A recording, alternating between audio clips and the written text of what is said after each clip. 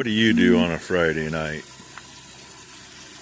I'm looking at a really dirty, disgusting tank because, oh yeah, the fishies are in that one. It gets kind of dirty in there too when they're crowded in there. They don't do much and it's cold. Hand watering, yay. Had a couple things froze up this morning. I didn't drain down to the floats on a couple, and daughter number 2 shut some water off in the back barn, and she shut it off, but she neglected to shut the valves off at the hydrant, so the valves were froze up. But everything ran today. This is, Friday night, I think I said that. It's been one of those days. Got some straw spread in the barn today. Didn't get it all done, but some of it. Got my toolbox done. Got a coat of newer black paint over the outside. Better look good enough. Tomorrow, for lack of anything better to do, I think we're going to try to get that on the truck. I need to get the truck moved anyway. And here's our evening. It looks a little hazy. That's because some jackwad right over there where that haze is, I don't know which one, decided to light a frickin' smudge pot pile today. The smoke came right up the valley in here, and literally you couldn't see from the shop. Spin you around to the feed barn earlier. And I don't know that it's all wood and leaves and stuff. I think they had their garbage thrown in there too, because it stinks. And of course, when there's that much around, you can't go in and out of a building without the stink coming in with you. So yeah, it stinks in the house too. Love when people do that. At least we try to pay attention and do it when the smoke will go up and not when it'll stick to the ground and go into the neighbors. I don't know which one it is, but I know they affected at least 10 neighbors. We do that to another neighbor with stuff sometimes, but I try not to. We usually do it on days that the smoke is going up, but unfortunately the wind blows and blows it right straight to his house, and I just cringe going, oh no, I didn't mean to do that. Oh, let's see, what else today? That's probably about all. I'm hoping the weather stays conducive to get that back up on the hill and get a load on it. And, oh yeah, hand watering bit. My phone says it's 43 degrees in Hillsboro. Well, that's 10 miles away. That's concrete and the river and everything else right there to keep it warm. Our high was 40, so I'm not sure how it could be 43 now. It's got to be right down close to 30. We were 22 this morning. I wasn't expecting it that cold, and I'm glad I shut a bunch of water off last night. Kind of a last minute thing. I did it like 9 o'clock last night. I went, it's already 28 degrees. I think we're going to get below that 28 they were talking. So, there's some 2-year-olds for you. Mowing down on a bale. They made short work of that. We fed on that bale yesterday, and less than half of it left now. They'll make it till morning. Can't see them with the cows, but they got 3 full good bales yesterday, and there's 1 full one and 1 half one and 1 not much. They'll clean it up. They'll be happy in the morning. As long as they get some grain, they'll be happy. Oh, what else? That's probably about it, I guess. This is my last one to fill. And actually the 2-year-olds, that froze up, but it thawed sometime around 10 or 11 o'clock with the sun hitting it long enough. I unhooked it at the hydrant. I just didn't come out and drain it at the trough. Doofy mistake. But it was full by 11 o'clock, so they're good. One's at the other end. I already hand watered them twice today. This is number 3 for this one today. So, yay. This is why I hate days when the power goes out for more than a couple hours. It ain't too bad if they're on pasture and they got the crick, but if they don't, it's all on the trough, that's all on the well, and the only other thing is to take the fire trailer down to the creek and start sucking water, which is a pain in the ass, especially when it's only a 300-gallon tank. And guess what? That's a 300-gallon tank. And there's 3 100-gallon tanks at the other end of the barn. And a 100-gallon one here, and 200-gallon ones in the back barn. And yeah, they pretty much drain them about the same time. So anyway, I'll throw some more on here. I'll probably get that box on here when it's not on the truck, I hope. So hopefully that's for tomorrow. So thanks for watching, and you'll catch more of me later. Looky, that package came yesterday. Our wonderful POS mail carrier actually left that one in a mailbox. Came in a box just big enough to hold it. There was another, and since my mother doesn't know about my YouTube, I can, tell you what she's getting for Christmas. She's into painted ponies. They're little horse figurines. They're not so little. I mean, they're, I don't know, 5-6 inches tall anyway, I guess. About yay wide. About yay tall. Yeah. She apparently mentioned something about they're different themes on them. There's all kinds of different stuff. They have like an Indian type themed one. She has 8 of those, and then she's got a couple of them, like an American one and stuff like that. And so she really wanted a Hereford one. It was the only one that she wanted out of the entire collection. And I found one. Now keep in mind, she's got probably almost 20 of these things, I guess. Somewhere between 15 and 20 for sure. 18, I think. So anyway, my wife says this thing's ugly. It's Hereford. Excuse me. Oh, and Harmless Farmer, Andy Detweiler, he's busy trying to get a video up this morning. It's Saturday morning, a little after 8 o'clock Pacific Standard Time, if anybody wanted to know. He texted me about 15 minutes ago, says he's got a video, it got to 95% uploaded and stopped uploading. So he deleted it, he started over, and it's at 5.5% right now. Computers.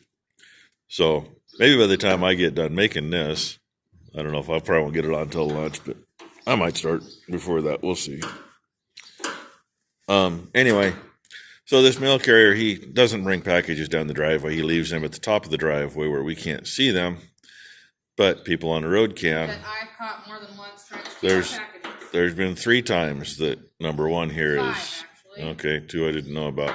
She's jumped on a 4-wheeler and raced up there and cut somebody off before they were able to steal a package. As they're trying to fight me for the package, mind you. All because this idiot can't bring them down the driveway. And technically, our property line is right behind the shop. From a straight line north of the shop to the driveway, that's it. The driveway is actually abandoned county road. So he's not even getting them off the county road, even if he throws them in the middle of the driveway.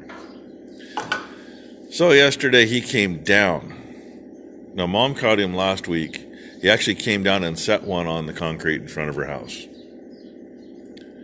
First time he's done it.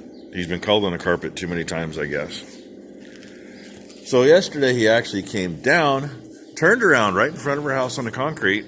As I was walking up to greet him and hopefully get a package, assuming he was bringing one, he flies back out the driveway and stops up on the flat part, which is off of our property, of course. And I'm going, no way. I suppose he's writing a freaking note to stick in the mailbox to say, come pick it up in town. No, that's where he dropped it off. Where he said it, we could not see it unless we were actually going out the driveway. And everybody on the road could see it just fine. Sun was hitting it nice, nice white package, says USPS, priority mail. They could probably see that for 100 miles, but we couldn't. So thank God I walked up there, and we're assuming he might not have just dropped it out his window, which is what I thought he was going to do. And maybe that's why he went up there. He's afraid of the dogs. Although I've never met him, I'd still like to throttle him, because we still have packages that we've never seen. We've been waiting for 3 months, and the company says, we shipped it. They show it was delivered. Well, guess what? We never got it. So, anyway, that's what I know. The other thing I know is that's done enough. I ran out of paint. I did get one good coat on it. One thing I know about paint, give that thing about 2 months, and you won't see the little lines in it. It did get a good coat, so those little lines aren't necessarily thin spots. It's more of a overspray effect. And Automatically opening. Look at that. Rubber seals are all in. I had a little trouble with them.